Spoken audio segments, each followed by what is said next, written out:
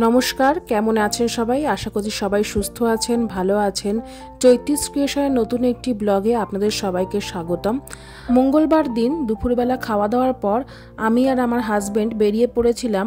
এখানে খুব ভালো ভালো উইন্টার জ্যাকেট বিক্রি হচ্ছে, তাই উইন্টার কালেকশন দেখার জন্য বেরিয়ে পড়লাম।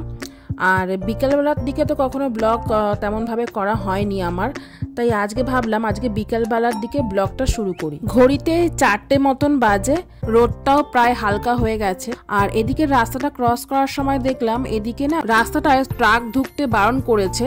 আর এরকম একটা সাইন দেওয়া আছে, রাত 11টা থেকে সকাল 7টা অবধি এখানে কোনো ট্রাক ঢুকতে পারবে না। আর এদিকে রাস্তা ক্রস করার জন্য এরকম একটা সুইচ থাকে, যেটা হচ্ছে ওইখানে ওয়াকিং সাইনটা দেখিয়ে দেয় সুইচটা টিপলে। তো এখন আমরা রাস্তাটা ক্রস করে ওই পারটায় যাব, কারণ দোকানটা একটু আমাদের বাড়ি থেকে দূরে, তো হেঁটেই যাব।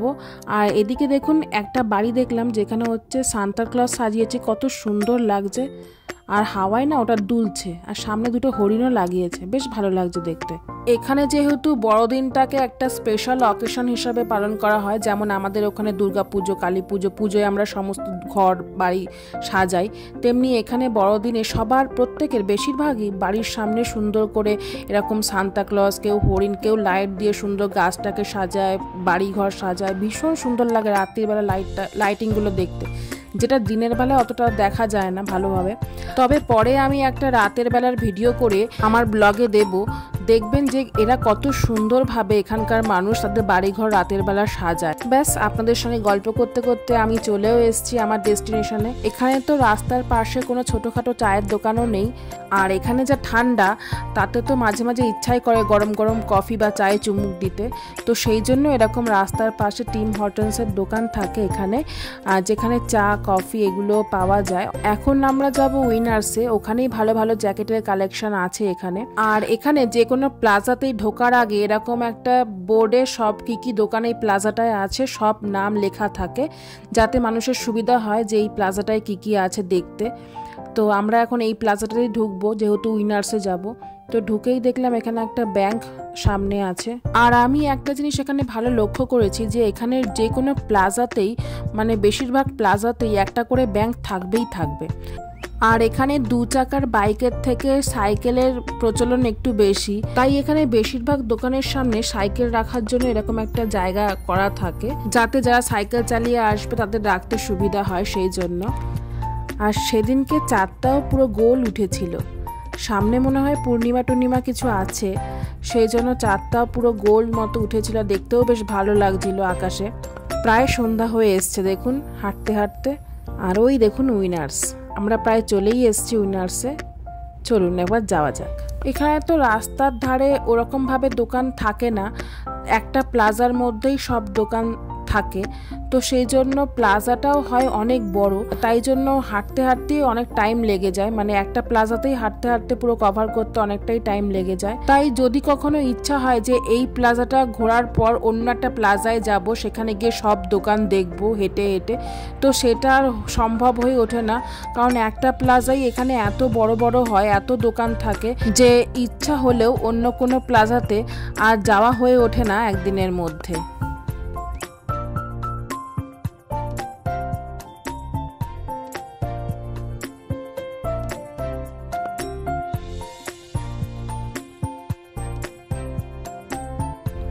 তারপর এই তো দোকানে ঢুকে পড়লাম। তো ঢুকেই ফার্স্টে দেখলাম যে ডান দিকটা ছিল মেয়েদের আর বাঁ দিকটা ছিল ছেলেদের সমস্ত জিনিস। তবে আমি তো প্রথমে ভেবেছিলাম যে এখানে শুধু জ্যাকেটই হয়তো পাওয়া যায়, সেরকমই শুনেছিলাম, কারণ আমি এখানে ফার্স্ট টাইম এসেছি। কিন্তু ঢোকার পর দেখলাম এখানে তো শুধু জ্যাকেটই নয়, তার সাথে জিন্স থেকে শুরু করে বিভিন্ন রকম স্টাইলিশ জামা মেয়েদের, তারপর কসমেটিক্স, জুতো সবই প্রায় এখানে বিক্রি হচ্ছে।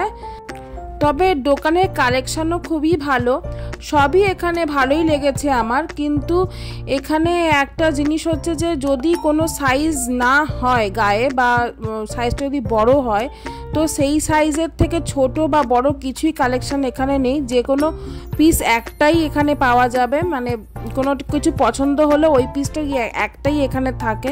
তো এটাই একটা সমস্যা এখানে, এছাড়া কিছু নয়। কিন্তু কালেকশন খুবই ভালো। কোনো কিছু পছন্দ হলে এখানে সেটা যদি সাইজে না হয়, ওটার অল্টারনেটিভ ছোট কিংবা বড় কিছুই আর পাওয়া যায় না, যে কোনো পিস একটাই বিক্রি হয়। আর এই জ্যাকেটটা দেখার পর তো আমি তো অবাক, কারণ এই জ্যাকেটটার দাম ছিল ওই $1220, মানে ইন্ডিয়ান টাকায় প্রায় 73,000 টাকা দাম। আমি প্রথমে ভাবছি এই জ্যাকেটটার মধ্যে কি আছে যে এত দাম। আমি তো দেখে অবাক, অনেকক্ষণ ধরেই দেখছি, ভাবলাম যে সোনার উপর দিয়ে তৈরি কিনা এত দাম জিনিসটা। তবে সব জিনিসের দামই যে এখানে বেশি সেটা নয়, এখানে যেমন হাই রেঞ্জেরও জিনিস আছে, তেমনি নিজেদের সামর্থ্য মতো রিজনেবল প্রাইসেরও জিনিস আছে। তবে এখানে একটাই সমস্যা, কালেকশন খুবই ভালো, কিন্তু নয় সাইজে ছোট হচ্ছে, নয় সাইজে বড় হচ্ছে। তাই জিনিসটা পছন্দ হলেও সেই সাইজের গন্ডগোলের জন্য আর নেওয়া হচ্ছে না, এটাই ছিল এখানে প্রবলেম। কিন্তু এখানে স্নোয়ের জ্যাকেট থেকে শুরু করে বাড়িতে পরার জ্যাকেট, কম ঠান্ডায় পরার জ্যাকেট, বেশি ঠান্ডায় পরার জ্যাকেট সবই এখানে পাওয়া যাচ্ছিল। কোয়ালিটিও খুব ভালো ছিল, কিন্তু ওই একটা প্রবলেমের জন্য এখান থেকে দেখে বারবার ফিরে আসতে হচ্ছিল। ছেলেদেরও শুধু জ্যাকেট নয়, সুন্দর সুন্দর শার্টও এখানে বিক্রি হচ্ছিল, আর শার্টগুলো কোয়ালিটিও মোটামুটি ভালোই ছিল, খারাপ তো আমার লাগেনি, তবে দেখতেও ভালো ছিল। আর সাইজগুলো নিয়ে আমি একটু কনফিউজে ছিলাম, যে সাইজগুলো মনে হয় ঠিকঠাক নাও হতে পারে, কিন্তু আদারওয়াইজ সবই ভালো ছিল। তারপর এখানে টুপি দেখছিলাম, নর্মাল টুপি, মানে ভেতরে ফারটার কিছুই দেওয়া নেই। আমাদের ওখানে যেমন নর্মাল টুপি পরিয়ে আমরা বেরোই রাস্তায়, সেরকমই টুপি, কিন্তু এটার দাম ছিল প্রায় ওই $17 কাছাকাছি। তারপর এখানে এসে তো আরও একটা জিনিস দেখলাম, যে এখানে জামা কাপড় শুধু নয়, এখানে তো ইলেকট্রিক জিনিসও বিক্রি হচ্ছে, তার সাথে বাচ্চাদের খেলনাও বিক্রি হচ্ছিল। তারপর এদিকে বাড়িতে পরার মেয়েদের উলের প্যান্ট বিক্রি হচ্ছিল। তবে এখানে কিছু কিছু জামা কাপড়ের ওপর খুব ভালো একটা বড় অ্যামাউন্টের ডিসকাউন্টও চলছিল। এখানে এখন কয়েকটা জ্যাকেটের ওপরও ডিসকাউন্ট চলছিল। এই দোকানটাতে না বিভিন্ন দোকানের, মানে বিভিন্ন ব্র্যান্ডেড জামা কাপড় একসাথে রাখে। মানে আমি আর একটা দোকানে গেছিলাম, সেটা মাউন্টেন ওয়ার হাউস, এখানে একটা ওই জ্যাকেটেরই দোকান, সেখানে শুধু মাউন্টেন ওয়ার হাউসেরই জিনিস রাখে, মাউন্টেন ওয়ার হাউস ব্র্যান্ডেরই জিনিস রাখে, কিন্তু এখানে এরকম অনেক ব্র্যান্ডের জিনিস এখানে একসাথে বিক্রি হয়।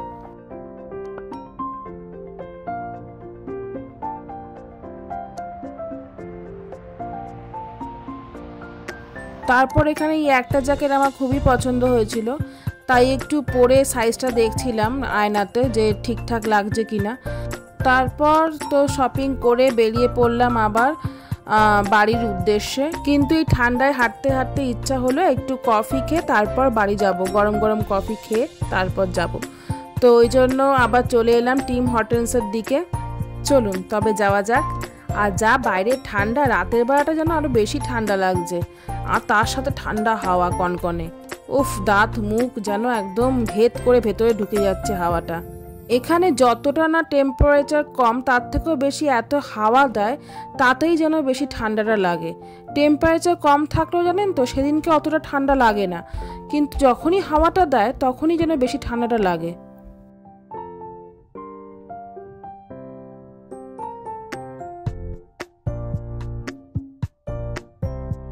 ব্যাস, তারপর ঢুকে পড়লাম টিম হর্টেন্সে কফি খেতে। আর এখানে সব দোকানেই ভেতরে ঢুকে যাওয়ার পর আর তেমন ঠান্ডা লাগে না, কারণ ভেতরে তো সব দোকানেই হিটার চলে।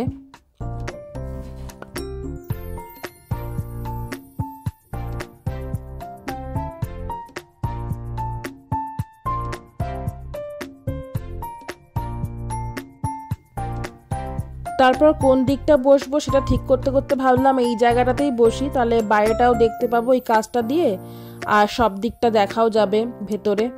তো এই জায়গাটাই ওই জন্য বসলাম।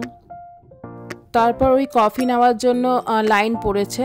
আর এই ঠান্ডায় যারাই রাস্তায় বেরোয় শরীরটা গরম করার জন্য এই টিম হর্টনস দোকানটাতে সবাই একবার করে ঢুকবে কফি খাওয়ার জন্য গরম গরম। আর শুধু কফি এখানে পাওয়া যায় সেরকমটা নয়, বিভিন্ন রকম প্যাটিস, বার্গার সবই এখানে পাওয়া যায়, বিকেলবেলার টিফিনের মতো সবই। এখানে আসলে মোটামুটি কিছুক্ষণ টাইম স্পেন্ড করাই যায়।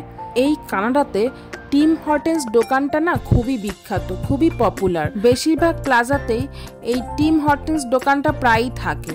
তারপর এদিকে তাকাতেই দেখলাম আমার বর দুটো কফি নিয়ে হাজির হয়ে গেছে।